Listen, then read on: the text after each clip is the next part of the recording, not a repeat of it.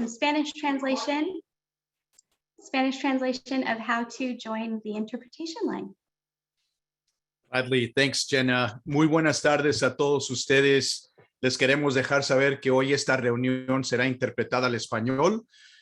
Para poder acceder al canal de audio, usted tendrá que hacer clic en el botón de interpretación en el icono de un globo o un mundo que aparecerá al fondo de su pantalla en la barra de tareas de esta plataforma de Zoom. Después que usted haga eso, aparecerá un menú y entonces usted podrá seleccionar el idioma. Muchas gracias. Thank you very much. Thank you, Victor.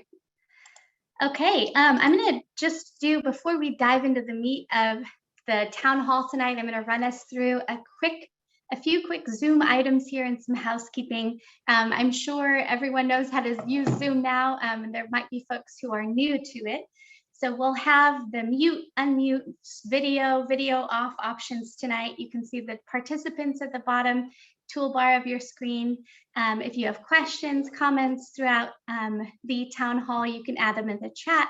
We're hoping to have a lot of dialogue this evening, and so definitely use that chat there. You can use the reactions tab, the reactions button to raise your hand or provide reactions throughout. And again, we thank you for joining us. As a reminder, again, this meeting is being recorded. You should have received a button on your screen that let you know that as well. Because we're going to be talking about so many interesting things in the city and folks will have the opportunity to unmute and ask questions, I wanted to provide some guides for productive discussions. And the biggest thing I want to say is that we are so happy that you could join us this evening and that you're taking time out of your day to be with us to talk about housing, the housing element in Sausalito. Actively participate. We'll have polls, we'll have chats, we'll have other opportunities to participate. We need your input and we appreciate your participation. We always ask that you listen to understand others, share your ideas with room for others, be courteous, respect differences, have fun. We're glad you're here tonight. We're in the middle of our welcome and introductions. You heard a welcome from Jim, and I'll give introductions to the de novo team. So we have Beth Thompson, who will do a quick wave, and Beth will be presenting a lot tonight on the housing element. We also have technical assistance. You can access our technical assistance folks through the chat. So again, this is the welcome and introductions here. We're going to be diving into the housing element 101, the Sausalito housing profile, and then looking at how Sausalito could meet its housing needs. We'll have some activities and talk through some next steps. There are a lot of folks on the call tonight, and we want the opportunity for everyone to introduce themselves as well. And as we're here this evening, as much as we are introducing the housing element process, we're also going to be able to do an overview of current housing in Sausalito, and then get your feedback on challenges and opportunity for housing types in specific populations and potential areas for new development. I wanted to do some community introductions. You heard from me, you heard from Jim. I introduced our team. And again, there's a lot of folks on the line, so I can't go around and have everyone personally introduce themselves, but we wanted to give a chance for folks to know who is on the line today and just to be in community together. We can't be in person, but we can be in this Zoom room together. So the question that I'd ask this evening is if you could enter in the chat your name and a project or place that you think has great housing. You can also raise your hand, and I'll call on 2 to 3 people depending on how many folks raise their hands here. But I'd love to see folks writing in the chat and just letting us know. Is there a project or a place in the world that you consider has great housing?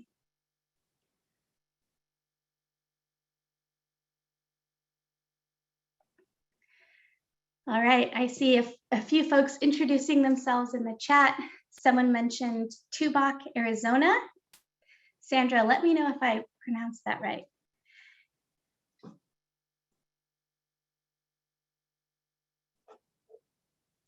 All right, anyone else with areas or projects that have great housing?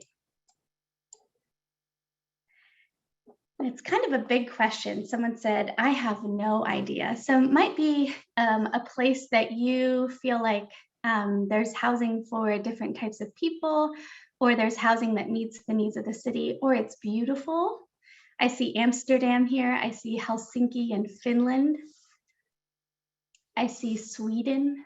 So places that has great housing.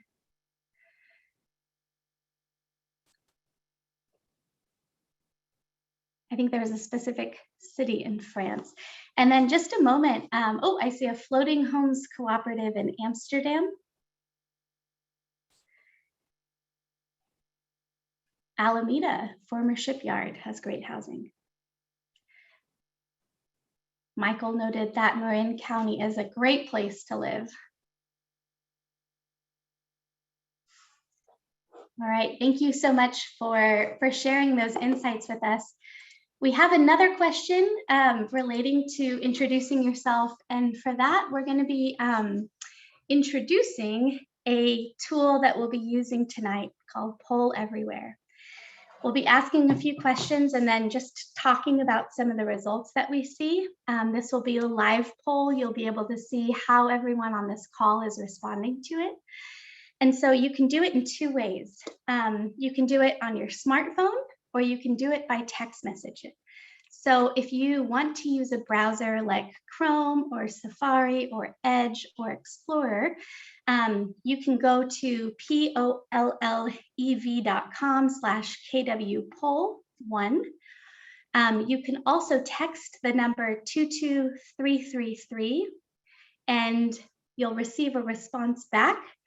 And when you receive a response back, type in KWPoll1. I'm going to add this information to the chat as well, so you can just click on the link if you'd like to as well.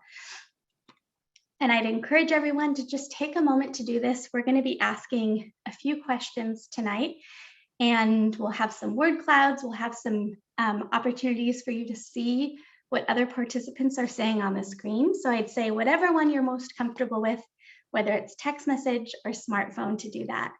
And then for my technical team, can you add the link to KW Poll 1 into the chat, please? Okay.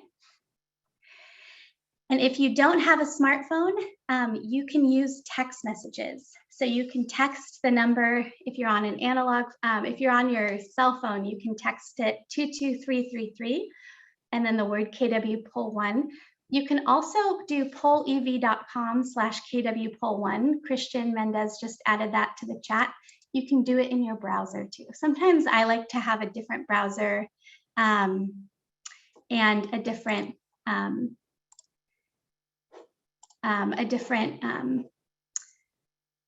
tool as well. And I just want to acknowledge, I think there's just was declared a state of emergency. So I just want, I want folks to know that we're aware of that situation and appreciate you all being on here as well. So I'm going to go on to the next slide here. So the question is, what is your relationship to the city? So what is your relationship to the city? The answer that you can type, you can respond with multiple answers. So you can do A, B, C, D, E, or F. A, I live in Sausalito. B, I own a second residence in Sausalito and live in an adjacent community. C, I live in another community in Marin County. D, I am a property owner in Sausalito. E, I am a business owner in Sausalito. F, I work in Sausalito. So this will be the response here. You can also write your response in the message here. I saw someone note that they could only write one option. That's okay. This is just giving a general sense as well. And for folks who cannot access Poll Everywhere, you can add your info to the chat. I'm looking at both of them, and we'll make sure to look at both there too. Okay, so it looks like a lot of folks live in Sausalito. A lot of folks own a second residence. A couple folks own a second residence, and other people are property owners. And as people are entering in the chat too, folks might be a mix of both as well. So this is just a good test for us to get into Poll Everywhere. The difference between Poll Everywhere and Zoom is in a moment we can type in responses, so you can type in a longer response. Whereas with Zoom, you can only answer a poll like this too. So let's move on to the next slide here. I'm going to turn it over to Beth to talk a little bit about housing element basics. So Beth, over to you. Thank you, Jenna. I'm Beth Thompson. I'm a principal with De Novo Planning Group, and we are the lead consultant on this housing element update. So I'll quickly give you some information regarding what a housing element is, what's included in the housing element, and a little bit of background about housing elements. So the housing element is one of the required elements of the city's general plan. Every jurisdiction in the state must update its housing element on a regular cycle, and Sausalito and the rest of the Bay Area have to update their housing elements every 8 years. So the 6th cycle housing element must address the 2023 through 2031 planning period, and it's due in January of 2023. State law does establish specific detailed requirements for housing elements, and these requirements are more detailed and comprehensive than for the other general plan elements. And the housing element is also required to be certified by the State of California Housing and Community Development Department. State law prescribes specific goals and housing types that the city must address, as well as requirements related to the acceptability of housing sites. The housing element sets the stage for future housing growth and development in the city through identifying Sausalito's approach to addressing its housing needs and establishing goals, policies, and programs that will guide the city's housing-related decisions and actions throughout the planning period. So this sets the stage for future growth and development in Sausalito through the housing plan, and it also provides a lot of background information. So next slide.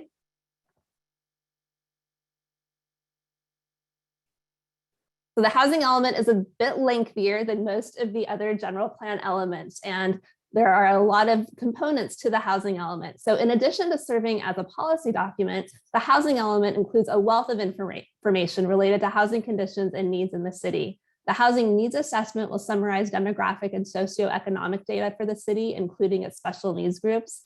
And the housing needs assessment also looks at the characteristics of the city's housing stock, including the types of units, the age of the units, and the affordability of the units in the city. The effectiveness of the 2015 through 2023, which is the 5th cycle housing element, is evaluated. So that element is reviewed for how effective its policies and programs were in addressing the city's 5th cycle needs and what achievements the city made during that 5th cycle planning period. The housing element addresses constraints to housing production and rehabilitation. These include governmental constraints such as general plan requirements, zoning requirements, other development and building standards and fees that the city may require. The constraints discussion also addresses non-governmental constraints, and these can include market conditions such as the costs of land and construction, the availability of financing, as well as environmental constraints and other factors that may limit the development potential of certain sites. The housing element addresses financial resources available to the city or to developers to fund new construction, housing rehabilitation, and to preserve existing affordable housing units. And it does look at these resources, particularly as they relate to accommodating very low, lower, and moderate income housing. And one of the most important resources in the city in accommodating housing is the housing sites, or the land available or water available to accommodate new housing. And the housing element will include a detailed inventory of sites that are designated to accommodate residential or mixed use development. And the housing element will address whether these sites will be adequate to accommodate the city's regional housing needs allocation, or RHNA, which we'll discuss in a few slides. Next slide. State law does enumerate specific groups with unique or special housing needs that must be specifically addressed in the housing element, and these include seniors, persons with a disability, including a developmental disability, large households, female heads of household with children present, farm workers, and the homeless or unhoused population, as well as persons that are at risk of becoming unhoused. Next slide. Affirmatively furthering fair housing, or AFFH, is a new requirement for this cycle. The city's housing element must include an AFFH assessment to identify and overcome patterns of segregation and to foster inclusive communities free of barriers that can restrict access to opportunity based on protected characteristics. So the housing element will include an analysis of fair housing factors, and this will address fair housing outreach and enforcement capacity, patterns of segregation and integration, racially and ethnically concentrated areas of poverty, disparities in access to opportunities, disproportionate housing needs, and the potential for households to become displaced from their housing. Next slide. While the previous slides covered the background data that's included in the housing element must also establish goals, policies, and housing programs to address the city's housing needs and to address the impediments to fair housing choice.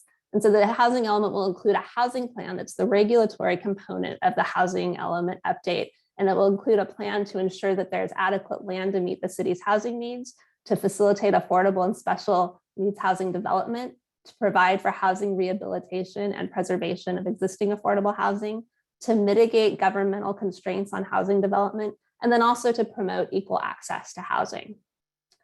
And with that, I'll turn it back over to you, Jenna.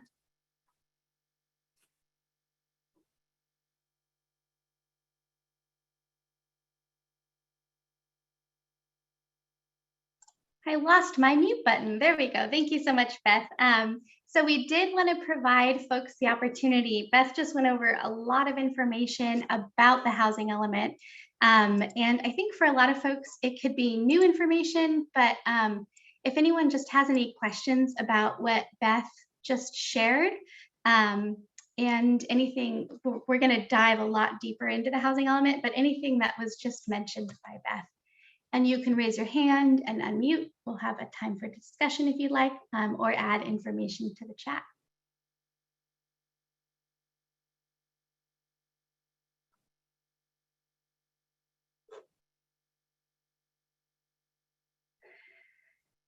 Okay, I see folks adding more information on where they live, and then also other places with good housing and housing policies.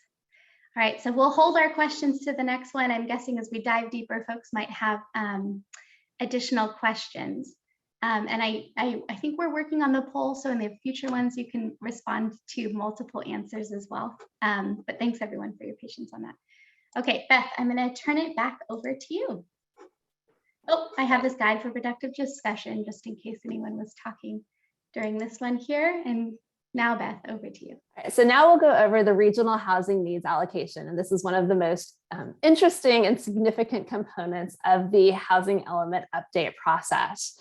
So the housing element ensures that every city and county in the state will accommodate its fair share. The housing element process, I should say, ensures that all jurisdictions accommodate their fair share of housing needs through the regional housing need allocation, or RHNA, process. So Bay Area jurisdictions such as Sausalito receive their RHNA from the Association of Bay Area Governments, or ABAG.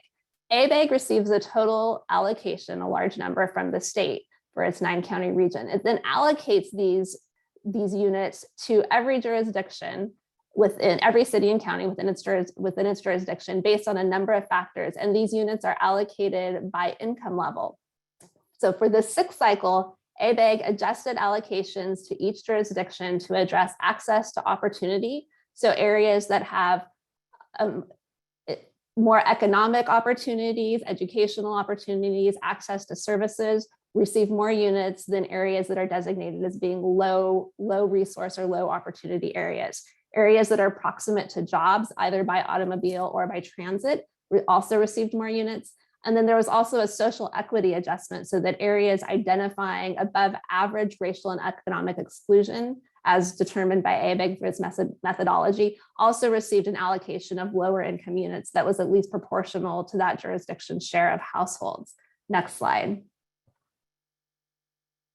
So Sausalito's RHNA is a total of 724 units, and this includes 200 very low income units, 115 low income units, 114 moderate income units, and 295 above moderate income units. And in the next slide, I'll get to what these income levels mean. And just in looking at this 724 unit allocation, this is much larger than allocations the city has received in previous cycles. So this is an 800% increase from the city's previous RENA allocation and is more than the past several allocations combined. So this is definitely a significant change for the city when it starts considering how to accommodate housing.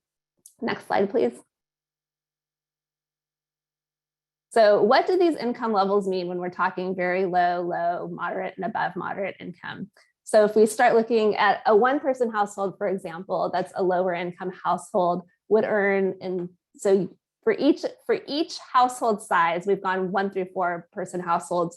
I'll quickly just go over this slide. There's a column that identifies the very low income categories, the low, moderate, and above moderate income categories. And this is also on the city's housing element update website, which we'll get to in a few slides. So that if you want to come back and look at this later, there's also an illustration of this on the website. But for a low income one person household, they would earn $63,950 to $102,450 a year. And they would be able to afford approximately $1,600 to $2,500 a month in housing costs. So that would be toward their rent or toward their monthly mortgage payment. So Beth, I'm going to quickly interrupt you. So Yes. These are a lot of numbers. It is. So we're doing interpretation. If you could talk a little slower to interpret the numbers, that would be awesome. And just throughout. Absolutely. Wonderful. Thank you. A very low income household, in contrast, which earns up to half or 50% of the area median income, which is the countywide median income, would earn less than $73,100 a year and would have about $1,827 available monthly for their rental and rental or mortgage payments. And so, as I said, there's a lot of information, and you can look at this in more detail on the city's website. And then this presentation will also be posted on the Housing Element Update website as well. So I won't go through every one of these rows and columns. Next slide.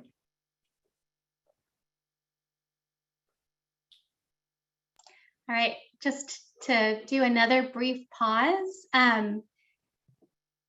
Anyone have any questions on the information that Beth just shared about the housing element, and specifically the affordability and RENA numbers in Sausalito?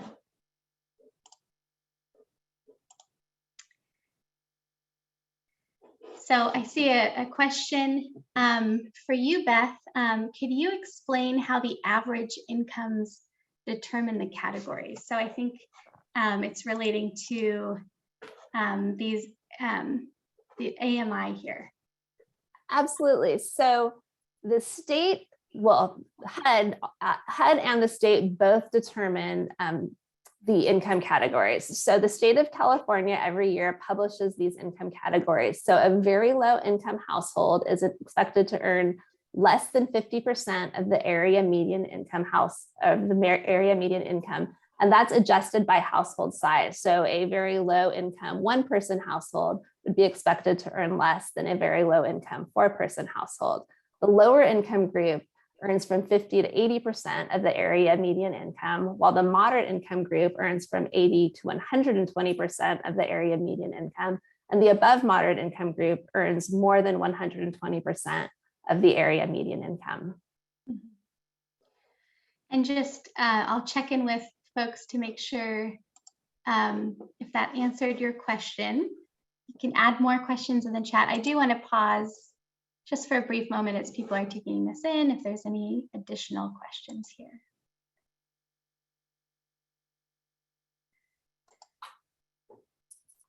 This is not a chatty bunch tonight, but that's all right. We've got a lot of good information, and I think we'll have a good opportunity to hear from you in a little bit as well. So Beth, let's continue on to the community profile. All right. So we're also going to highlight some of the demographic and socioeconomic data for Sausalito and the region. So data specific to Sausalito is in the blue column, while comparative data. Sorry, Beth, I'm interrupting you. I saw a couple of questions come in. So if we can take these questions and then go into, because I think they're going to be relevant to this too. So is the AMI based on race? It is not. Okay. And then in terms of, I'm going to go back a couple slides here. I just want to make sure we answer these before we go on. There's the area median income that's less than 63,950. What about people without an income? So those would be in the very low income category. And state law actually also has an extremely low income category, 0 to 30% of median income. So anyone who does not have an income just falls at the very bottom of that spectrum. And so there is the extremely low income category is addressed in the housing element, and there's a discussion of housing available for people with limited resources. Okay. And then I think I see one hand raised, and Beth, we'll get back to you to the future. Thank you so much for letting me interrupt you. I see, Pat, your hand is raised. I'm going to unmute you. If you can ask your question, and remember to be concise since we have so many folks on the line today. So Pat, you should be able to unmute yourself. Thank you. I just got unmuted. I'll be quick. I'm curious as to how determination of satisfaction of our requirements are determined. For example, we may have many small apartments or ADUs, but they may not be rented at less than $1,600 a month. How does ABAG know that? And furthermore, they may not be rented to people making less than $63,000 a year, single people. Is the only way to satisfy this 300 very, very low to have dedicated units with regulated supervision of who gets to rent, or is there a free market component in some respect? I'm done. That's a great question. So typically the majority of very low and low income units are accommodated through regulated or subsidized units. However, the city can identify, for example, the majority, and we'll get to this in a few slides, but the majority of the city's needs during the previous cycle were accommodated through accessory dwelling units that aren't rent restricted, but the city did a rent survey to identify what the typical rental rates were and affordability levels. So if the city can demonstrate that a certain housing type is affordable, it can count that toward its lower income units. And when this city reports on that, it identifies units that are subsidized or deed restricted and units that are not, units that are just affordable through market rate conditions. Great. Then there's a couple other questions on income category. So there's income category for market rate housing and the income needed to own housing in Sausalito, so specific to Sausalito. And we'll get to that in a few slides. Awesome. And then a question on Section 8 vouchers to cover low income housing units required. So the relationship between Section 8 and the housing element. And so no, the city does not receive additional Section 8 or housing choice vouchers to cover all of its low income units, and the state does not have a program to provide that level of subsidy. So it's anticipated that some portion of those units may be accommodated or assisted through HUD's programs, but no, there's not an increase in commitment of financial resources to the city to match its regional housing need allocation. Okay, great. And then I think the last question here before we move on, and I'll hold questions till after we'll have more time for discussion, is whether, just a question on rental, income needed to rent median housing in Sausalito. And stay tuned because we have a slide about that. So. Wonderful. Okay. And Barbara, I see your hand raised. We're going to get to you in the next Q&A, so keep your hand up. You'll be the first one I'm calling on, okay? Okay, so let's move to our community profile.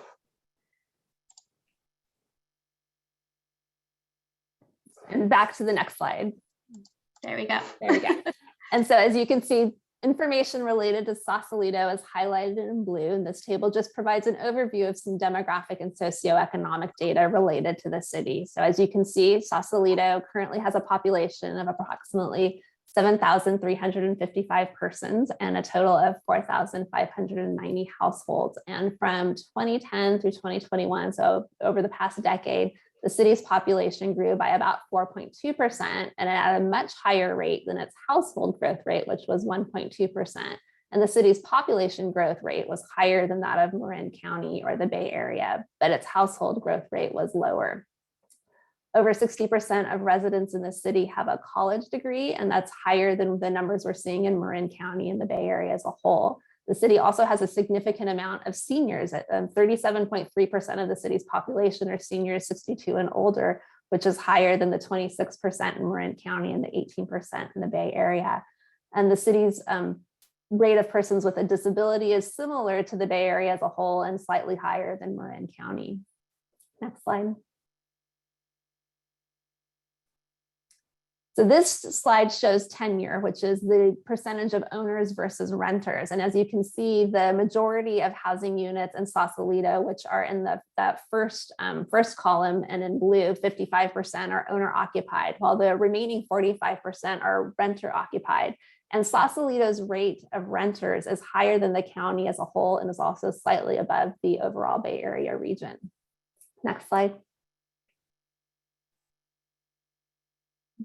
So this slide demonstrates shows the housing stock composition. So the percentage of units in Sausalito that are single family detached homes, that are mobile homes, single family attached, which means condominiums or townhomes or duplexes that are available for sale with both sides, and then also multifamily units. And as you can see, the majority of units in the city, not the majority, but the highest, the type of units with the most representation in the city is single family detached units, which represent 39% of the city's housing stock. And the city has more variety in its housing stock composition than the Bay Area as a whole. And also compared to Marin County, the city has a higher rate of single family attached homes, as well as a higher rate of multifamily housing, primarily more to duplex, triplex, and fourplex units compared to the county and the Bay Area. Next slide.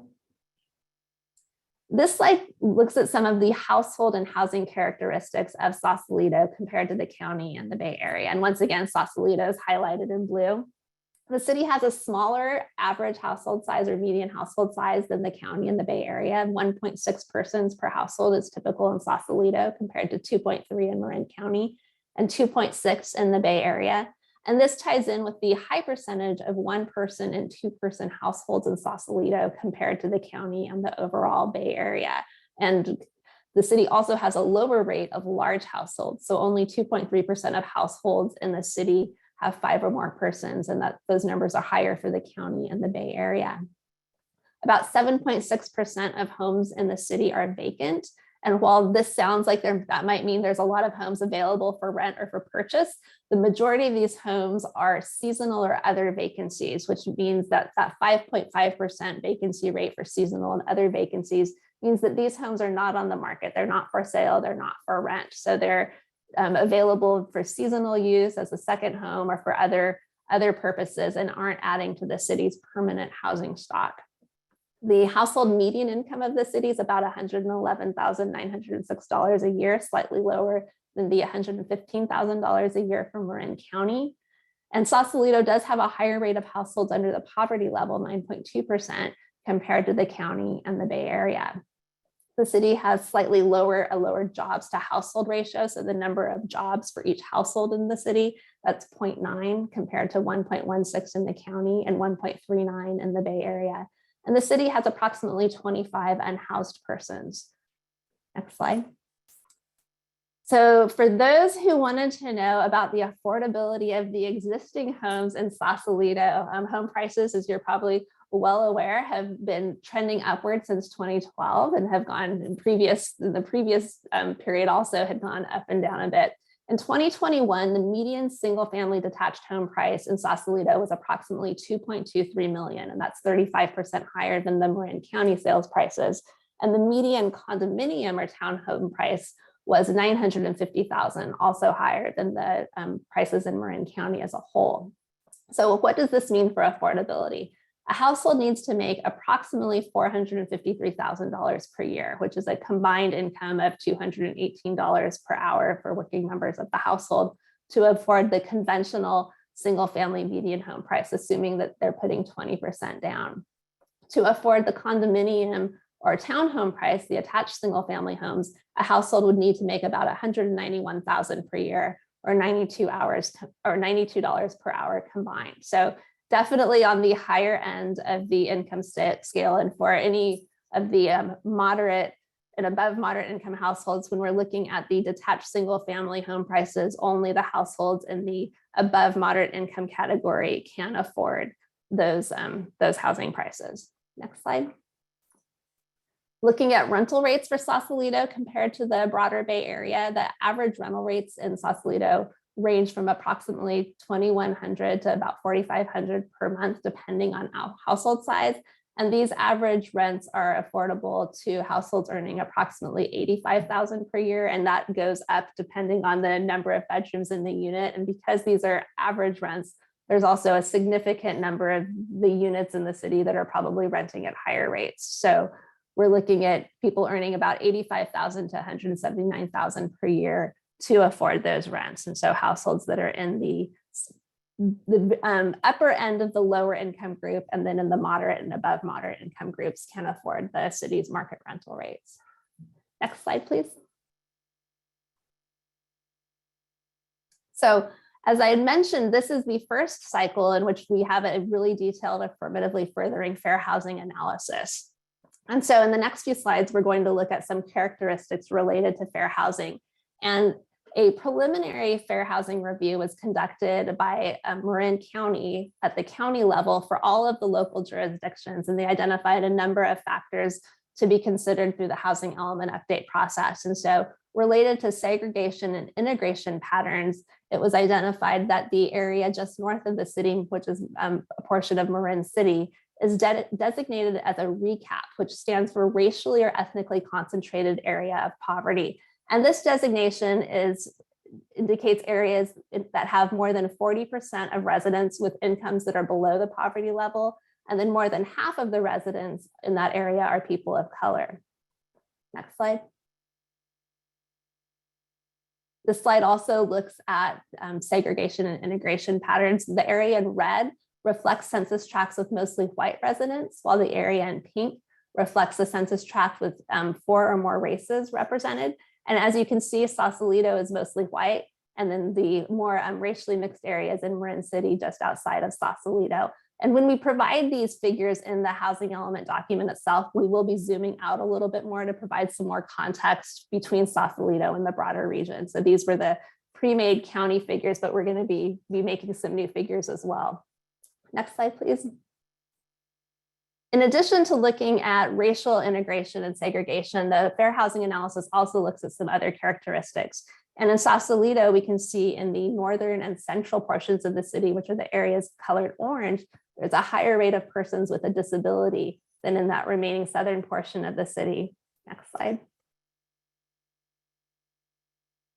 We also look at overpayment in areas with high rates of overpayment. We'll be comparing those with racial, senior, single female headed households and persons with a disability data. But just looking at overpayment, you can see, so typically overpayment means a household pays more than 30% of its income toward its monthly housing costs.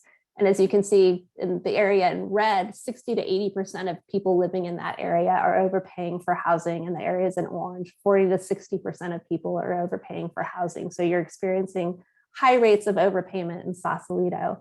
And this is for the homeowners, so owner-occupied housing. Next slide. For renter-occupied housing, we're also seeing high rates of overpayment. The area in orange is once again overpaying by 40 to 60%.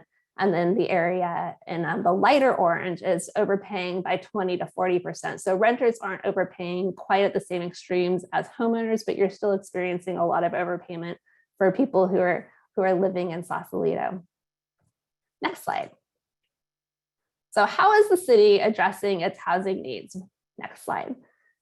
During the 5th cycle, the city permitted 26 accessory dwelling units and 2 attached single family units. So the city has issued permits for approximately 28 units from 2015 through 2020 for the 5th cycle. And the city's RENA for the 5th cycle was 79 units. So the city has produced less than half of those units, but it has produced units at the very low, moderate, and above moderate income levels. And as I mentioned previously, the city had conducted an ADU survey to determine the percentage of ADUs that are affordable at those very low, moderate, and above moderate income levels. And so during the 5th cycle, all of the ADUs were assumed to fall within those affordability rates. Next slide. The city's also implemented a number of housing policies and programs to encourage affordability and to also increase access to housing for different persons in the city. So the city's general plan was updated in 2021, and the general plan accommodates an additional 304 residential units. So it identifies general plan land use designations for residential and mixed use that accommodate additional development. The city also passed an inclusionary housing ordinance in 2019, and that requires 15% of new multifamily and mixed use development with 4 or more units to be affordable to moderate income households. So ensuring that new development in the city does have a moderate income affordability component. The city also has a prohibition on short-term rentals, and it prioritized enforcement of that prohibition in 2019. The city provides the Edgewater room for emergency shelter during periods of inclement weather to assist the unhoused population, and has also designated the Marinship Park as a transitional overnight sleeping area for the unhoused. Next slide. The city has updated its regulations to accommodate and streamline accessory dwelling unit, or ADU, and junior accessory dwelling unit production. And those changes have been made in 2019, and 2020. And this year, the city also adopted interim guidance for Senate Bill 9, and that guidance accommodates 2 dwelling units on single family lots in accordance with state law. The city's Objective Design and Development Standards, or ODDS, project is currently underway, and that establishes objective design and development requirements for housing so that there's certainty when projects are proposed to the city that they can meet those requirements, because the city's laid out specific objective criteria that projects have to comply with. And those are anticipated to be adopted this year. And the city is also continuing to implement the age-friendly home adaptation / equity residential rehabilitation grant program. And that's in concert with Age-Friendly Sausalito. And that provides for improvements to increase the livability and accessibility of homes for seniors and disabled renter and owner households. Next slide. And Beth, if you could slow down a little more. Okay. That would be helpful. I know there's so much to get through and it's such good info. So how will Sausalito meet its housing needs? So one of the big questions is, who builds the housing? The city of Sausalito is not required to actually build its regional housing need allocation numbers. So primarily the private market, as well as nonprofits and other affordable housing providers, build housing. Public funds, which are funds through the city, through the state, and through the federal government, can be used as an incentive to adopt affordable housing deed restrictions or to subsidize private development to make it affordable in the long term, typically for a period of 55 years. And Sausalito sets the stage for housing developers to build affordable and market rate projects through the city's general plan, including its housing element, which identify areas for housing development, and through the zoning ordinance, which establishes specific standards for development projects, as well as other planning documents. Next slide. So homes come in a lot of different shapes and sizes. So when we're looking at housing to accommodate the city's regional housing need allocation, we look at all types of housing units. And we have a graphic here showing some types of housing that you see in communities: single family, duplex units, multiplexes, live work units, mid-rise apartments. And of course, we're missing the liveaboards for Sausalito. So we'll make sure to update this for future meetings. But communities can accommodate and offer a variety of housing types to meet the needs of their residents, and different people with different lifestyles are attracted to different types of homes. And so communities that offer a lot of housing choices and a variety of housing types can better help people and families to find the right fits based on their unique needs. Small units, like accessory dwelling units, can allow for multi-generational living, or small income generating properties to coexist in existing neighborhoods. Duplexes, single family homes, multifamily homes, these will all appeal to different people at different times in their lives. And as well as mixed use development, which is where housing is located in the same building or next to other non-residential uses like shopping, dining, and employment opportunities, can also help create more vibrant living environments. Next slide. You're probably wondering, where will this new housing go? Well, the city has existing vacant, not many, but some vacant, and as well as underutilized sites that are currently designated for residential and mixed use development by the general plan and zoning ordinance. And these are going to be anticipated to accommodate a portion of the city's housing needs. Through this housing element process, the city will also identify additional opportunity sites that will be rezoned and redesignated to accommodate any remaining shortfall of the city's housing needs. And this will include sites to accommodate very low and low income housing, as well as moderate and above moderate income housing. And one thing to keep in mind when we start talking about where housing sites will go, to include a site in the housing element, it does have to be considered adequate by the state in meeting the city's housing needs. And state law has certain requirements for housing sites. And so we have to ensure that housing sites meet those criteria and can be reasonably anticipated to develop with the envisioned uses during the sixth cycle.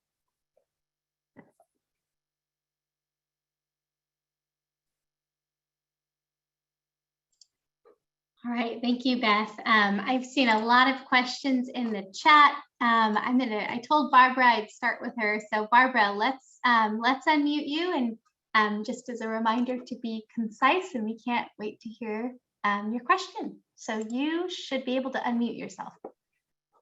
Right. I'm not sure that this is a question. It's just something I want to point out, that the state has requirements for defining what constitutes an affordable unit. And that can easily eliminate a unit that exists from actually being considered an affordable unit. For example, I went to the city to be accepted as an affordable unit. I've been renting my unit for years. And the people that rent it are single people who eat out a lot. They eat food at their work, and they're very happy with my limited kitchen facilities, which amounts to a microwave and a toaster and a blender. And the city would not call that an affordable unit because they say that the state has restrictions. And I just want to point that out. I think it's a little restrictive because it's a very affordable unit. You know, the people that it fits under those guidelines and the income guidelines it fits. Wonderful. Thank you, Barbara, for sharing that. The unit, there's requirements by the state for what can be considered a housing unit. I'm seeing a couple notes in the chat. We will be posting the presentation on the housing element website as well as the recording. So for folks asking that, and thank you, Joan, for responding to that as well. There's a couple notes about statistics, that sometimes the statistics in different areas might not match up. And I think Beth might have more clarity on that, but it might be how statistics are done. So that one of the questions is the idea of overpayment for houses for rent at the same time as people experiencing extreme economic difference in Marin County versus Sausalito. So just that the statistics might show different things on different aspects of it. And that's exactly what that is so people are paying it's a percentage of their income when you're talking about overpayment. And so overpayment may occur at similar rates, even in vastly different income groups. So you might have households overpaying at 80% in one area for really expensive homes, and then at 80% in another area for less expensive homes, but that still is a reach for their income level. So yes, you can see overpayment despite extreme economic and housing price differences. Right. And there's a couple of questions relating to unhoused persons. The number that was identified in the slide about 25 folks who are unhoused in Sausalito, and the question is that what is happening in reality? And then there's another question on whether this presentation will include more information on housing and homelessness in Sausalito. And so the unhoused population is based on the point in time count. So there's an annual count, and we'll be looking for, and I believe it was, I'll have to review the data to see which year we have the point in time count data for. So we will be reviewing that, and the housing element will include more detail regarding the unhoused person count. And at tonight's meeting, we're not identifying how and where we're going to accommodate unhoused persons, but we will, in the housing element, identify opportunities for emergency shelters and transitional housing. There are specific requirements of state law, as well as typical practices to accommodating the unhoused. And so that will be discussed in the housing element update. Thank you, Beth. And then can you share the relationship between Sausalito and Marin City? So governance relationship. So yes, Sausalito is an incorporated city. So it has its own city council and planning commission. Marin City is a community that's unincorporated. So it's within the unincorporated area of Marin County and is governed by the Board of Supervisors. And then the Marin County Planning Commission typically reviews a lot of the housing development proposals for the Marin City area. Okay.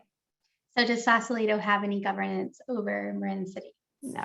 Okay, not in the sphere of influence or anything.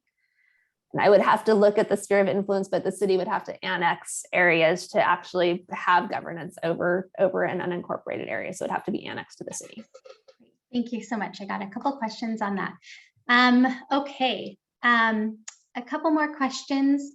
There's a question about what are the state requirements for a unit to qualify as a housing site?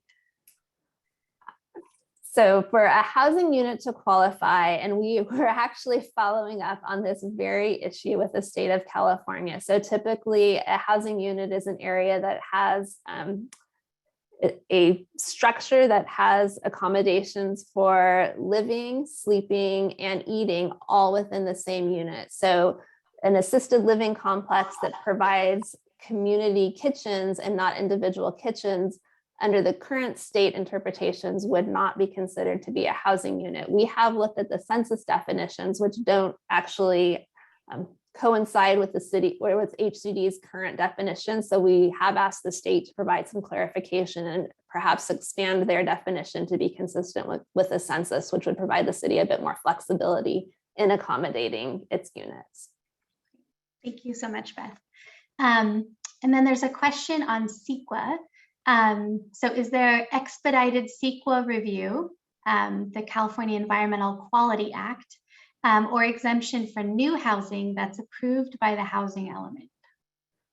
So CEQA doesn't have specific exemptions for housing that's within the housing element. There are a number of exemptions and streamlining provisions in CEQA for affordable housing and infill housing. So regardless of whether or not sites are in the housing element, they can fall under those streamlining provisions. And then because the housing element is going to envision general plan land use designations and zoning designations to accommodate the RHNA, we are preparing an environmental impact report or an EIR pursuant to the requirements of CEQA, and that will programmatically analyze housing sites. So when a housing project comes forward, it would still need to be reviewed at the project level to determine if it's what the requirements are for that site under CEQA. Great. And then there's two questions that I know the answer to, but I will have Beth or Jim, you answer it. If we are going to be in this presentation identifying vacant and underutilized sites that we are using for our RHNA numbers. And no, we are not. So we do have a question later in the discussion about where people's ideas regarding housing, but we will be discussing specific housing sites at a future meeting. Well, thank you. And then the big question is what happens if the housing quantity objectives or the RHNA allocation is not met? So the numbers as of right now, unmet RHNA obligations do not carry forward into future cycles, but the state does have streamlining provisions. So jurisdictions who haven't accommodated a certain percentage of their RHNA are subject to streamlining provisions. So if affordable housing projects are proposed on eligible sites that meet certain criteria that provide affordability levels consistent with the requirements of state law, they are required to be reviewed and approved through a ministerial process, which means a ministerial process is not discretionary. So those go through an administrative process where they're reviewed for consistency with only objective standards. So no subjective standards can be applied to those developments. And that's one of the reasons the city is going through the odds process right now to develop objective standards. Great, thank you so much, Beth. I noticed a couple questions or comments in the chat that we're going to have questions on later to enter into Poll Everywhere. And just to let folks know, if you've added information to the chat about future housing sites, we'll make sure to capture it as part of our summary as to where folks are identifying that too. So just to let you know, we are watching the chat in there. There's another question, Beth, related to the number of housing units currently in Sausalito. And so just a question, first of all, how many units do we know that number of how many housing units are currently in Sausalito? And we do know that number. I don't have it at my fingertips. It's right around 8,000, but I can look it up really quickly. So okay. Just give me And a I'll moment. give You can you- move on to the next question and I'll Give look you that up. time to look at that one. And the question is also related to short-term rentals. So does ABAG consider short-term rentals housing units, and if they're legal, like what that looks like in Sausalito? So ABAG doesn't necessarily consider short-term rentals when ABAG is looking at the distribution of housing units. They look at what they anticipate a jurisdiction's capacity to be, as well as the existing affordability and other characteristics. But I don't believe short-term rentals played into the ABAG decisions. Wonderful. And then another question, what's the interplay between the housing element and recommendations on infrastructure in accommodating future housing? That's a good question. So as part of the housing element update, we do look at sites and we look at infrastructure availability to those sites. So when we're looking at sites for low, moderate, and above moderate income housing, sites that are for single family housing as well as multifamily housing, we will be looking at whether or not those sites were considered at a programmatic level in the master plans for infrastructure, as well as whether there's any known infrastructure adjacent to those sites, so those sites could connect to infrastructure more readily than others. So we will be looking at the overall ability of the water and sewer systems to accommodate new growth, as well as whether or not there's actual facilities adjacent to those sites. Okay, great. And then Beth, I know you mentioned that you were going to be looking back at some data. And so I'll ask this question and we could look at it and maybe answer it later too, of whether the statistics provided in the previous slides are 2020 to 2021 data, or if they're from other data sources. So I'm going to first answer the housing units question. And so the 2020 population estimate for units in Sausalito, and when I answered, I'm glad I didn't stick with that answer because I was thinking of the population and not housing units, was 4,583. So about 4,600 units in the city. And then when we've been providing data in those previous slides, some of that is from the Department of Finance. The 2021 data is Department of Finance estimates for Sausalito. And then some of those other statistics were from the Census American Community Survey, or ACS data. And that's based on 5-year averages. And I believe those are from 2015 to 2019. So that's the most recent ACS data that we had available. Okay. And then one more question, and then I see John, your hand is raised and I'll call on you. So the question is related to whether there's a local requirement that ABAG is going to enforce for people, for affordable housing to go to people who live in the community or have lived in the community for a specific time. And ABAG does not control how housing is apportioned in the city in that manner. They allocated a number of units for the city to accommodate, but then they don't regulate the city's accommodation of those units. And then the state also, when the state's reviewing the city's performance in accommodating housing needs, the state doesn't look at whether those residents are from the community or from elsewhere. Thank you, Beth. Okay, John, I'm going to call on you, John Dyer. If you can be concise in your question, and I'm going to unmute you now. You should be able to speak. Thank you. I am just following up on my question in the chat. I'm sorry I wasn't clear. I'm shocked by the 7.6% vacancy in Sausalito, which calculates to about 340 units. So I'm wondering how and if ABAG used that information as part of the RENA calculation? And what is the impact if those units become occupied? Thank you. Great. Thank you, John, for clarifying your question there. And ABAG did not look at local vacancy rates, and that the city actually appealed ABAG's determination because ABAG did not provide data at the local level that is required under state law. And so there were a number of questions by the city as to how some of the determinations were made by ABAG. If those units become available, it does not affect the city's housing units. So the RENA is for new construction and new development. So vacant units becoming occupied by a permanent household doesn't affect the RENA. There are limited instances where existing affordable units can be rehabilitated and preserved for a longer period, and those will count, but they typically have to be at risk of being lost or becoming unaffordable during the cycle, losing their subsidy. And so there are not very many instances where jurisdictions can get credit for their existing housing stock. Great, thank you so much, Beth. I do note a couple comments in the chat about where housing should be located and where it shouldn't be located. And so we'll have a question on this in a minute. And so I appreciate everyone using the chat and providing input there and building on each other's statements as well. It's helpful for us as we're part of this process here. Okay, so I'm going to move us on to our next section. I'll pause actually.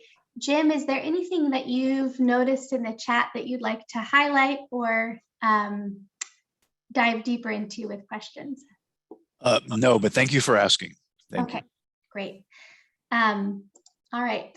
So Matt, I'm going to turn it over to you. We've done community engagement previously as part of this, and we're just going to do a quick overview of what's been done and then our timeline, and then we're going to get deeper into some questions. So Matt, over to you. Thanks, Jenna. So yeah, as Jenna mentioned, we've held a few engagement opportunities to date, and there's been some key themes that have emerged throughout that process so far, particularly as it relates to housing priorities and recommendations for outreach and engagement throughout this process. So specifically related to housing priorities, we've heard that ensuring housing security and the availability of a variety of housing types is a need, particularly for the city's senior population. Additionally, advancing affordable housing supply for those that work in Sausalito and low-income individuals has consistently been identified as a priority. We've also heard on a regular basis that restorative justice is needed through new policies as a means to address historic discriminating housing covenants going back decades now. And finally, there's been continued recognition of the need to balance meeting the city's housing needs with a slew of other factors, including preserving the city's historic and small town character, the needs of the business community and other industries within Sausalito, and also being cognizant of the implications of sea level rise projections on new housing developments. So as it relates to outreach and engagement, we've received feedback that there's a need to be mindful of residents' varying levels of experiences using online methods, whether it's Zoom or other virtual platforms to engage in these sort of public processes. We've also heard that residents' participation in this process and others have and likely will be hampered by competing priorities, particularly young professionals that have work obligations and childcare commitments. We've also begun forming partnerships with local groups to assist with notification and sharing information on this project. And this has included working with some discrete organizations to notify this meeting and having them share information on engagement opportunities.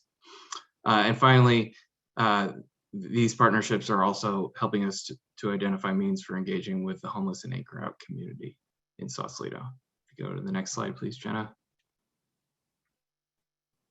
So looking at our project timeline here, again, engagement efforts really started last November with an initial meeting of the Housing Element Advisory Committee, which some of you may know is comprised of council-appointed residents and one non-resident, as well as liaisons from council and the Planning Commission. Meetings with this group are occurring every fourth Monday of the month and are open to the public. So I encourage you all to participate in those as you're able. Also in November, and again, last month, we held a series of focus group meetings with community organizations to determine their priorities for the housing element update process. And we also, as noted previously, collected their recommendations on how to engage their constituencies throughout this process. And later this month, we'll be holding another focus group meeting, this time with property owners and real estate developers. As it relates to engaging City Council and the Planning Commission specifically, there will be a series of study sessions throughout this process, which will culminate in an adoption hearing, which will occur at the end of this year. And for you all here and the general public, there will be multiple opportunities for you all to engage and provide feedback, including additional meetings like this one, an upcoming community survey, providing your comments on the draft environmental impact report, and other online resources that will be posted to the project website. Beth or Jenna, anything you'd like to add on this topic, or Jim? Yes, and just the public is welcome to make comments at any time during this process. And I believe there's a way to do that on our website, correct? Correct. Correct. And I believe there's also recent legislation is available also on the website, correct? I believe. Correct. The HEAC's virtual binder does have links to legislation packages from the state for the past 5 or 6 years. Great. Thank you so much. Great, thank you. And again, we'll do a pause for any questions. I've seen a couple in the chat relating to what we were talking about before, and I'll get to those in a second, but just want to pause to see any other questions. So I'll go back a little bit. There's a question about the city's about the liveaboard community and BCDC's positions against Bay Fill, and how that will look in the future. So if anyone has, Jim, I see you on camera. You might need to be unmuted. There you go. Yeah, the point in the chat room is well taken. It's right on. So we're going to have to continue to work with that. Having said that, again, I've just landed last week, but is my understanding that there is interest in increasing the liveaboard quota for those boats at docks along the shore from 10% to 15%. But as also was pointed out in the chat room, that often is, well, it is relying upon the owners of the marina allowing that and welcoming it, and also the BCDC wrinkle to go beyond that quota. So we'll be working on that. Thank you. Thank you, Jim. And then there's a question of whether the ODDS adoption process will be public. Yes. Okay, and there was a presentation on it council the other night, and we will be checking back, and that'll be a public process also. Okay, wonderful. So I'm going to pause my share really quickly and move us on to our next section of our workshop, our town hall this evening. So we make a quick change to our presentation, and then Matt, you give me the thumbs up when you're ready. Yeah, I'm ready to go. So I can Cool. start sharing the screen here. Okay.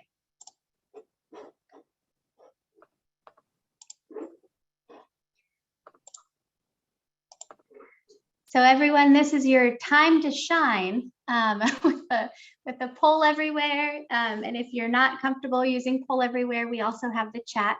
And Matt, if you can move forward.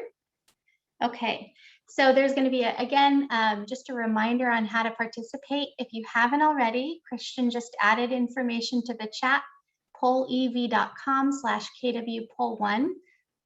I like to send a text message, or you can use your browser on your phone. So I think folks are already involved. And if you are using your browser, make sure to just do a click refresh so that you can see the next question that comes up. Okay, so the first question we have for folks, and again, we'll pause after each of these ones to clarify.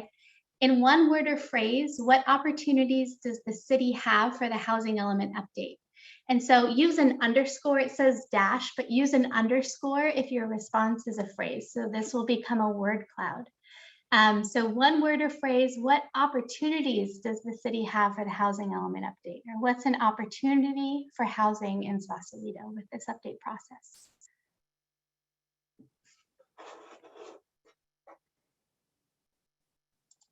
All right, I see a response in that there's an opportunity, I'm guessing, for multi-unit. And you can add as many answers as you want as well. So I see there's opportunity for employees and workers. So folks asking how we write in, if you go to pollev.com/kwpoll1, or if you text 22333 to kwpoll1. All right, I see opportunity highlighted here, the Marin ship, the idea of fairness, intergenerational housing. I note a few comments in the chat about live-work housing, affordable housing, senior housing, increased diversity, co-op housing models, the idea of community, about protecting the character of Sausalito, an opportunity in the industrial areas,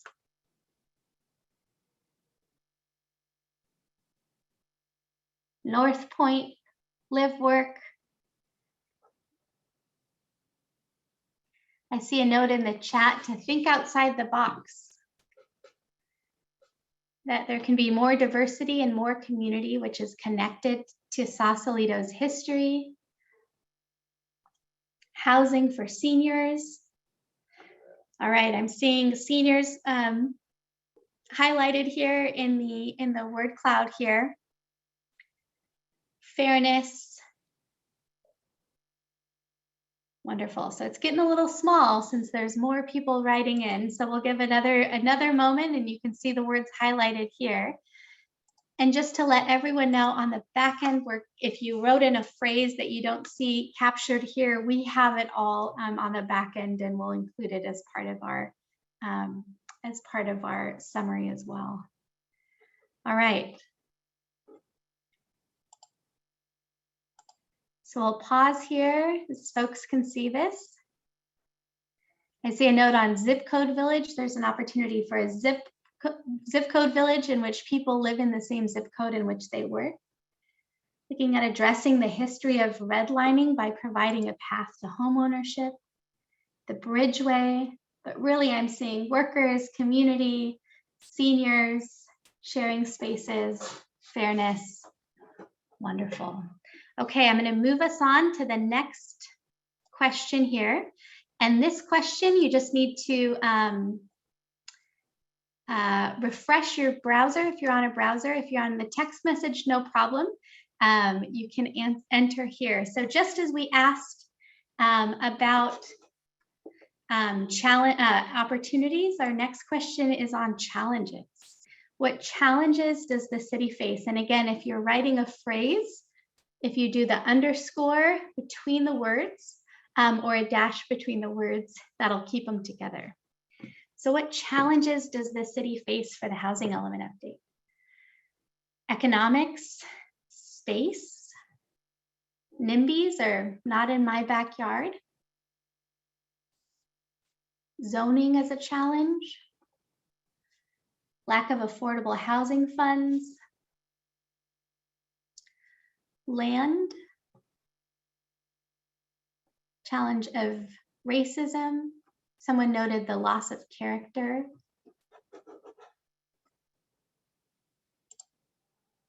Emergency access, parking.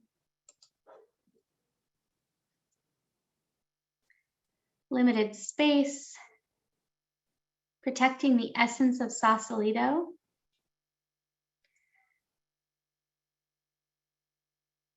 Supply, the value, traffic.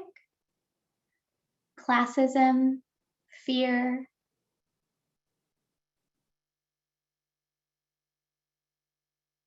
What it means for home buying.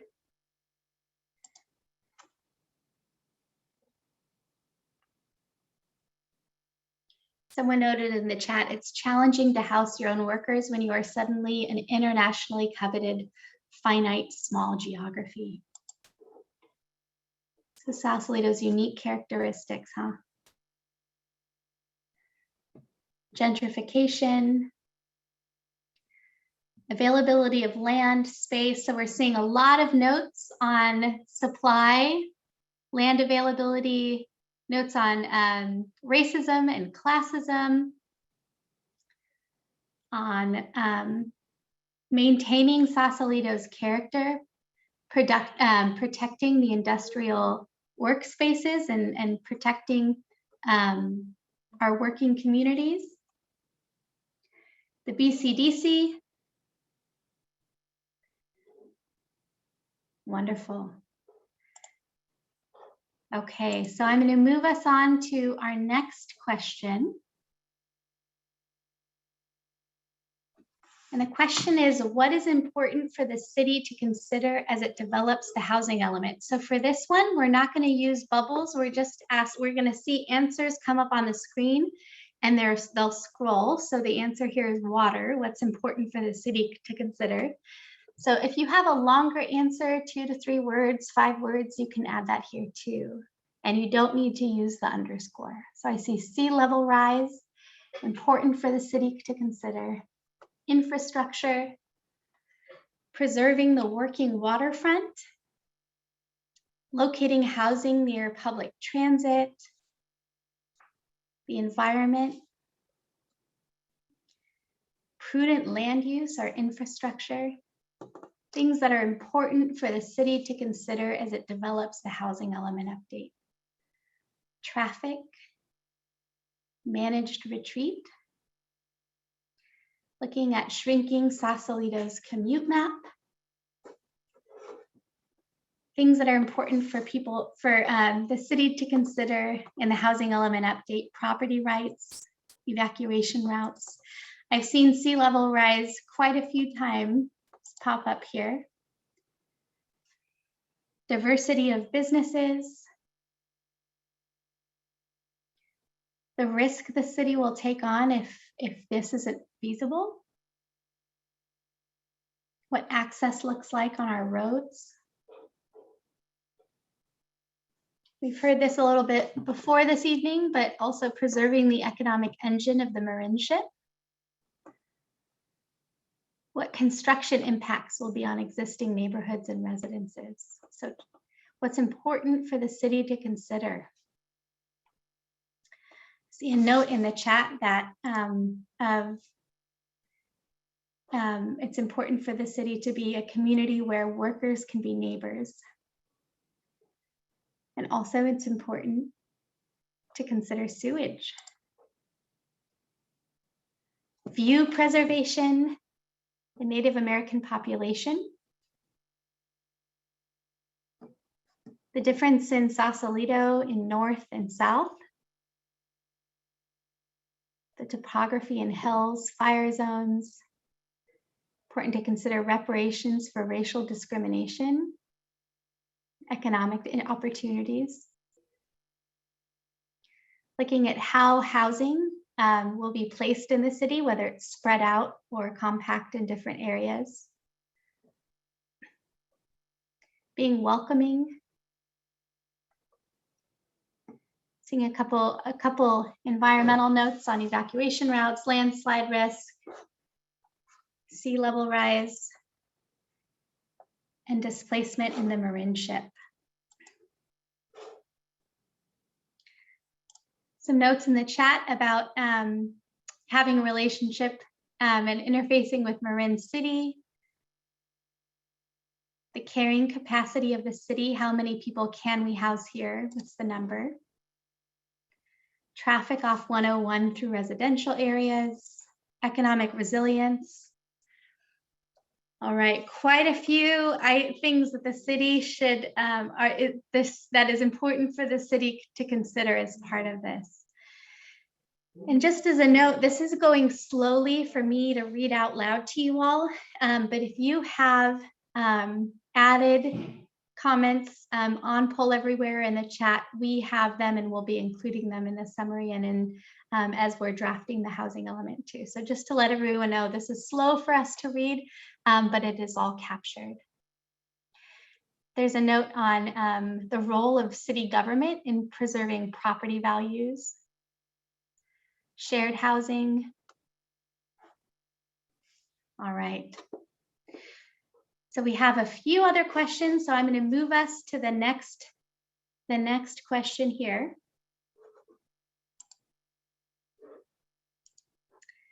All right, so the question is, what housing types should Sausalito prioritize? And it looks like a few people have already moved forward on this, and that's okay. So what housing types should Sausalito prioritize? And Matt, if you can give me a thumbs up, I think people can respond to multiple options, right? Yes, you all should be able to. Okay, so A, single family homes, B, duplex, triplex, and fourplex, C, townhomes or condominiums, talking about ownership for C, D, apartments for rental, E, mixed use housing, F, accessory dwelling units, G, housing for seniors, H, supportive or transitional housing for the unhoused. What types of housing should Sausalito prioritize? Someone mentioned in the chat all of the above, all but single family.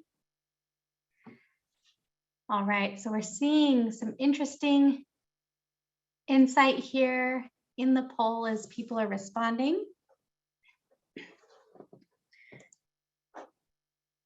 All right, I'm seeing it's going up or down, but about 20% of responses prioritizing duplex, triplex, and fourplex. But we've got a pretty even spread going down to housing for seniors, mixed use housing, townhomes or condominiums. Really close behind apartments, accessory dwelling units. See some notes in the chat, all types for all people and all incomes. See a couple notes in the chat too. Deed restrictive zip code village housing available exclusively to this zip code. And then an example if folks want to look that up. And if we're picturing the graphic that Beth shared earlier about the type of housing from single family or even liveaboard, we'll add later, up to high density housing. Someone noted high density housing. Okay, anything, I'll just pause here and ask folks, is there anything interesting you're seeing as these responses? Anything surprising?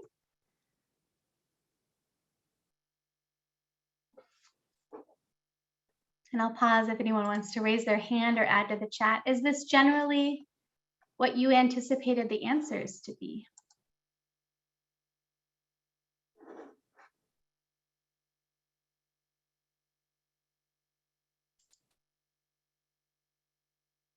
Jim, anything you've noticed here in these responses, or does this, I think we've got a pretty good even spread with a couple highlights here with duplex, triplex, fourplex, mixed use housing, and housing for seniors really popping out here.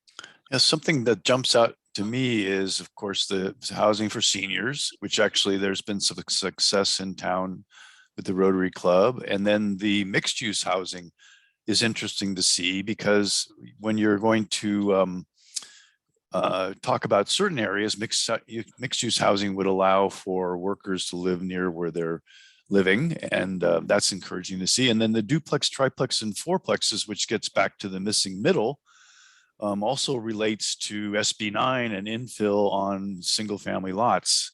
So it's interesting, the breakdown. I can see these three main categories prevailing. It's very interesting. Thank you for asking. Yeah. And I saw someone in the chat mention that they thought we'd see more responses for ADUs and JADUs. And then there's someone mentioned out of the box earlier, so tiny homes for maritime workers. And then something well known in Sausalito, houseboat housing as well. Right, and also just not just houseboat housing, but living on board boats, navigable boats. That's great. And thank you for noting this. Okay. I'm going to move us to the next question. I see a couple notes in the chat that we actually are going to get to in the next question. So the next question is, what populations should Sausalito prioritize housing for? So what populations? And I'm going to read through these here. A is seniors. And again, you can do multiple options. A is seniors. B is persons with a disability, including developmental. C, homeless persons or at risk of homelessness. D, large families, so 5+ people. E, single parent households. F, farm workers. G, the unhoused. H, first responders. I, teachers. And J, city employees. I have a question on this for Beth, actually. Beth, how did we identify these populations? So we have the Housing Element Advisory Committee, and we prepared a draft community needs and priorities survey, and that was reviewed by the HEAC, which is the Housing Element Advisory Committee. And so they identified some additional categories to include. So we started off with the populations that are considered special needs populations by the state: the seniors, persons with a disability, persons that are homeless, large families, single parent households, and the farm workers. And then we also got feedback from the HEAC to add first responders, teachers, and city employees. So we added the additional categories to ensure that we're capturing other populations that have unique or special needs. That seems very prescient of the Housing Element Advisory Committee, especially since we're seeing strong responses for those populations too. So it seems like your committee knows your community. Absolutely, they do. That's great. And I see in the chat too, essential workers should be here.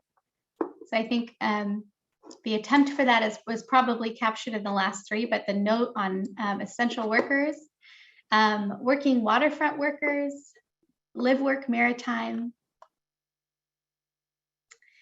And then Beth, I think you shared that farm workers gets into the mix because that is a category for the housing element.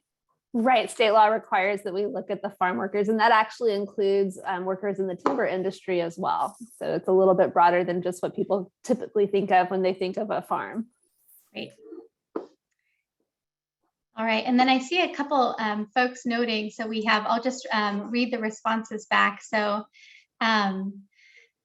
city employees, teachers, first responders, and seniors received a lot of responses from folks here in the meeting, followed by the unhoused, people with disability, and homeless persons or people at risk of homelessness as well. And so Beth, unhoused and homeless persons or people at risk of homelessness, are those the same things in this response here? Those are the same categories. Okay. So we would add the two together.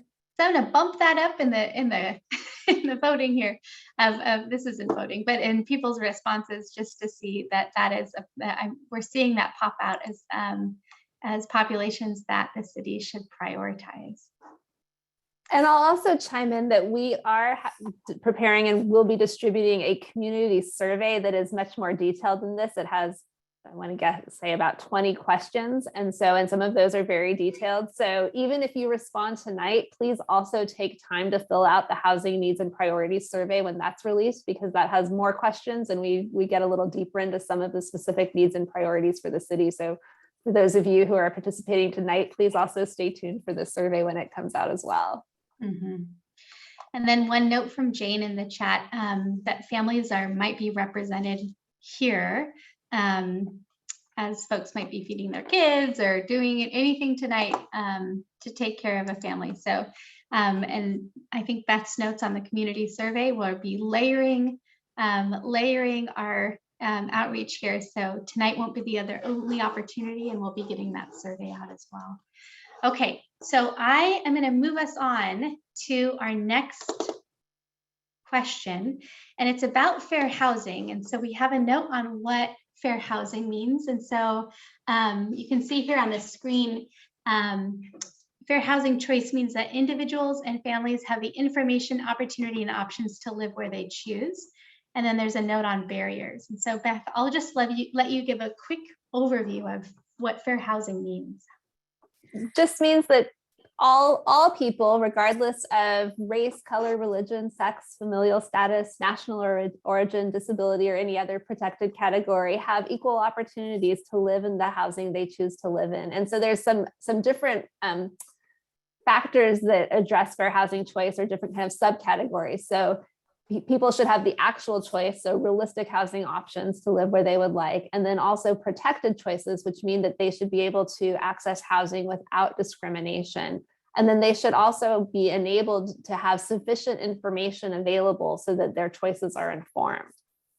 So fair housing is a pretty broad category when we talk about fair housing, and it's definitely an evolving issue with the state. They do have a guidance on how to address fair housing and housing element updates. But if any of you have been staying tuned to this 6th housing element cycle, the state is definitely raising the bar for jurisdictions that are submitting their housing elements and expecting to see a lot of analysis related to fair housing choices and patterns. Great, thank you, Beth. So let's go on to the next question. So what fair housing issues and obstacles to housing are you aware of in Sausalito? So I've seen a couple come on the screen here: racist legacy covenants, that there's not a lot of availability. Folks, NIMBYs are not in my backyard. Affordability, money, racial segregation, high rents,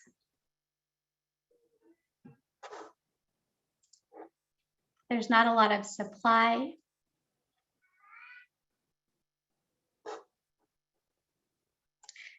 that there's a narrow demographic that lives in Sausalito,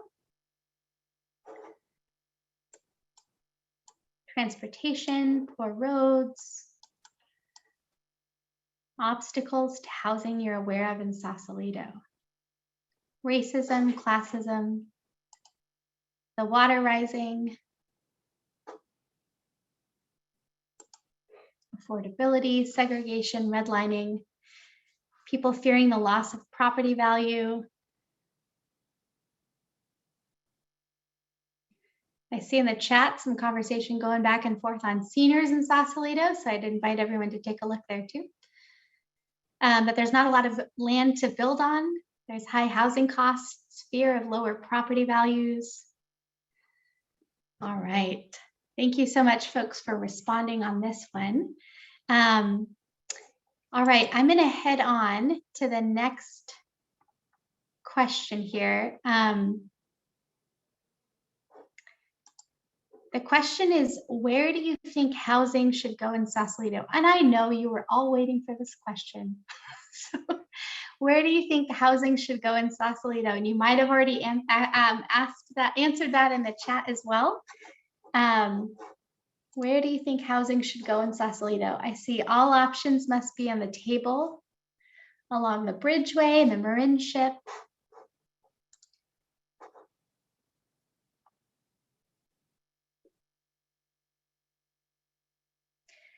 Caledonia Street throughout town.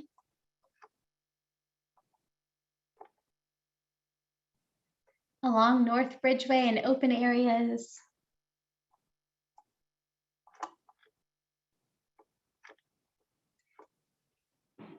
Near the ferry where a committee is now considering developing a new park. All areas of Sausalito, integrated fairly everywhere to avoid gentrification and segregation, equal distribution, evenly throughout town. I really am seeing that as a theme come up as well. The Northern Marin Ship, Bridgeway North, the docks, Caledonia Street, on houseboats near Molly Stone's Corporation Yard. Anywhere along public transit corridors and services, on houseboats, in areas where there's transit, on the Bridgeway in Caledonia and northern end of Marin Ship near Bridgeway, on city-owned land, equitably dispersed to avoid segregation, on the water, MLK area, near freeway entrances and exits. The ferry building, not in the Marin Ship. Not replacing commercial industrial arts areas above commercial uses. Seeing a note on denser mixed use development rather than all throughout the town and hills can help reduce transit problems.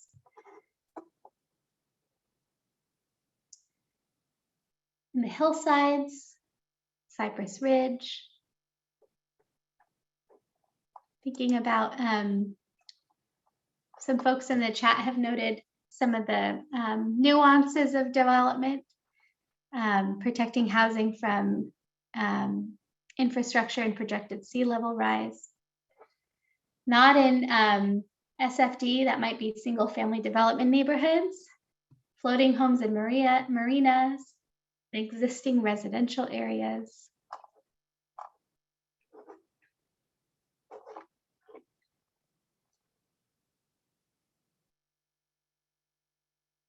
And note that houseboats are prohibited by established BCDC policy.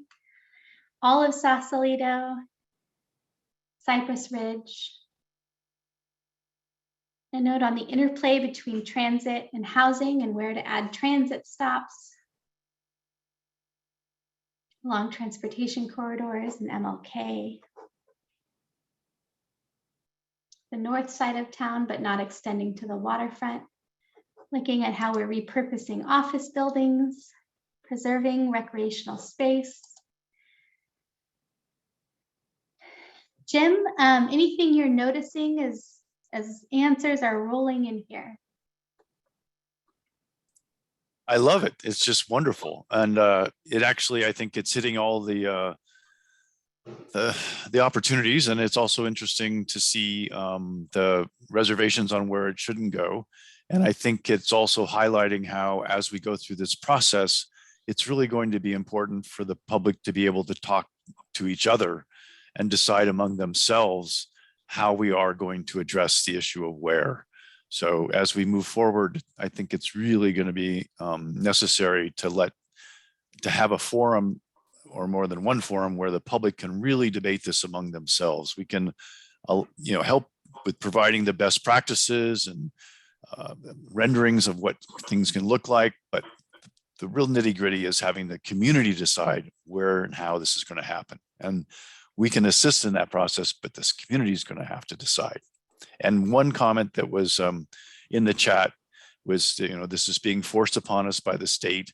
And yes, that's exactly what's happening, for good or bad, and we have to react to it. It's not a discretionary decision on our part whether we can do it or not.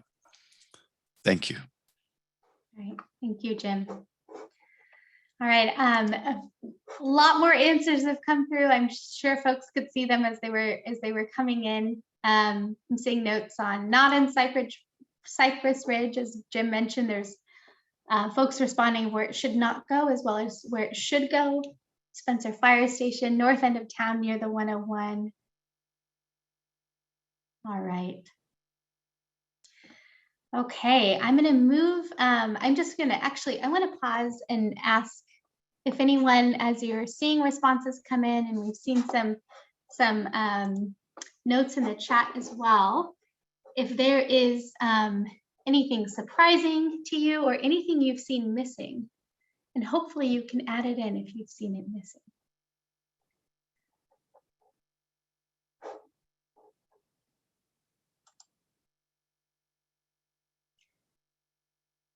Areas close to services and amenities. Okay. Well, again, as Jim noted, this is such rich input that we're receiving here tonight. Again, we appreciate your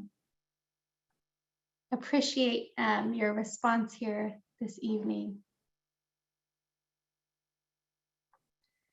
Okay, so I'm going to move us on. So this is the end of our activities for tonight's town hall. And I'm going to move us on to our next steps here, and we'll do a review of where we're going from here.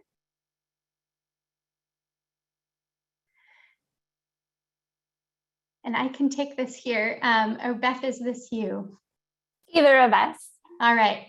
I'll just briefly highlight, actually, Beth, I'll have you with this because it talks about some of the bigger timelines with the housing element and what this means overall. Sure. So the state requires the city's housing element to be certified by January 31st, 2023, so the end of January of next year, which is a pretty short timeline.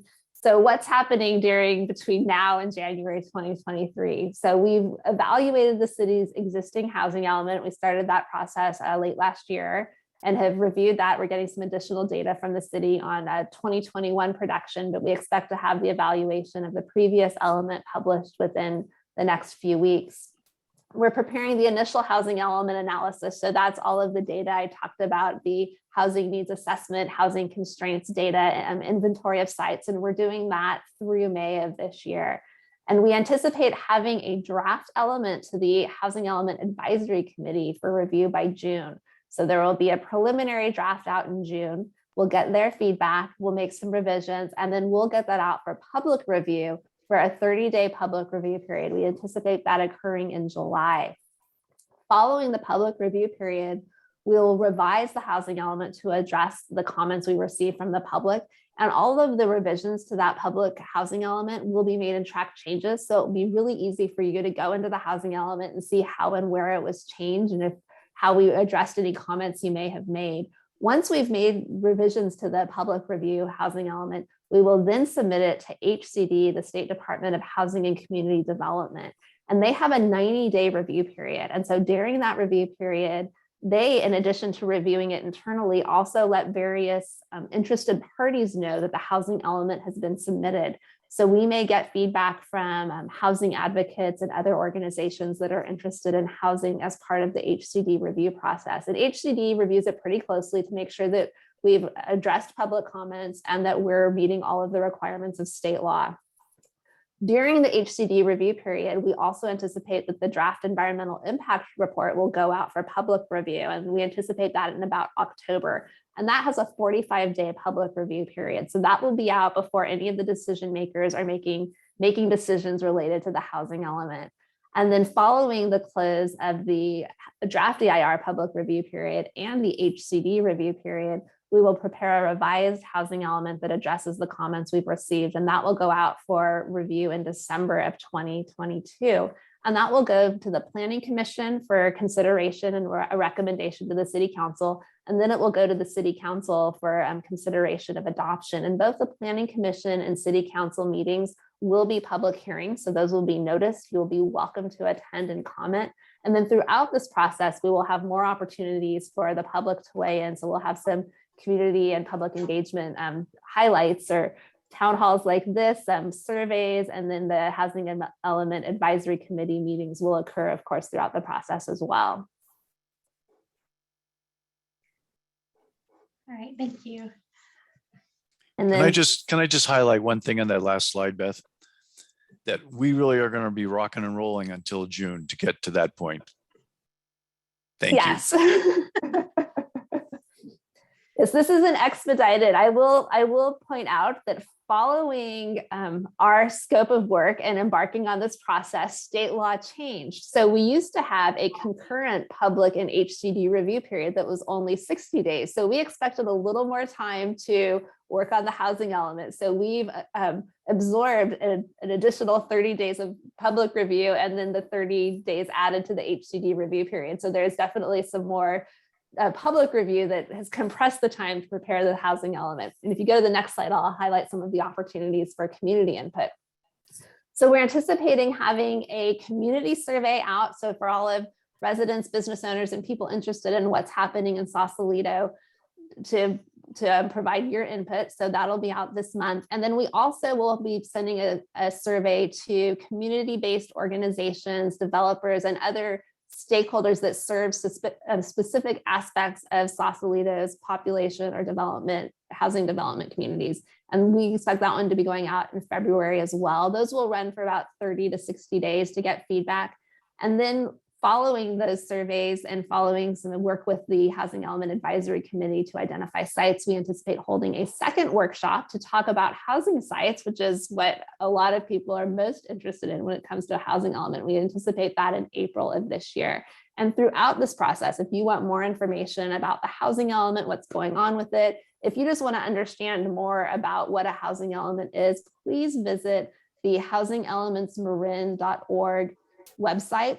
And you can either go directly to the City of Sausalito page, the address is shown on the screen. You can also go to the housingelementsmarin.org site. And then if you scroll down on that page, you can click on the City of Sausalito and go to the Housing Element Update page. So this page provides stakeholders an opportunity to register with our stakeholder list. The website provides all of the documents that will be prepared, all of the public review, housing element, the draft EIR, those will all be published to this page. And then we also have some frequently asked questions about housing elements, so a little bit of information about what a housing element is. And as I mentioned, some more information regarding the income groups. So there's a lot of information there, and it will be built upon throughout this process.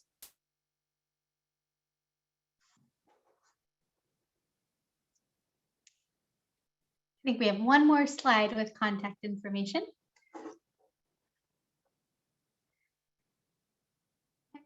And then this slide here, you've all heard from Jim Moore tonight. Jim Moore will be the contact if you need to get a hold of him, Community Development Director. His email and phone is here as well. And Jim, any closing statements for us for this evening? Well, I did notice just one last little comment that came in about SB9 and whether that'll count for the RENA. And we are involved in a survey right now identifying which lots might qualify under that. And we're filtering out ones in high fire danger or near historic resources. But the Housing and Community Development Department at the state has yet to issue, and correct me if I'm wrong, Beth, a guide on how we'll be able to use those in our RENA's numbers. But yes, we will be trying to get as much credit for that infill as a result of the state inadvertently rezoning every single family lot that's qualified. Thank you. And again, please add your comments anywhere along this process. Go to the website and please chime in our next workshop. And particularly, the next workshop and the third workshop are really going to be crucial for drafting where we're going. And I can't think of anything else at this point except to thank everybody. And this will be downloaded on the town's website so people can view it or revisit it. And thank you all for doing a great job. Thank you. Yes, thank you, everyone. We appreciate your input tonight and for you being with us. We will see you next time. Aloha.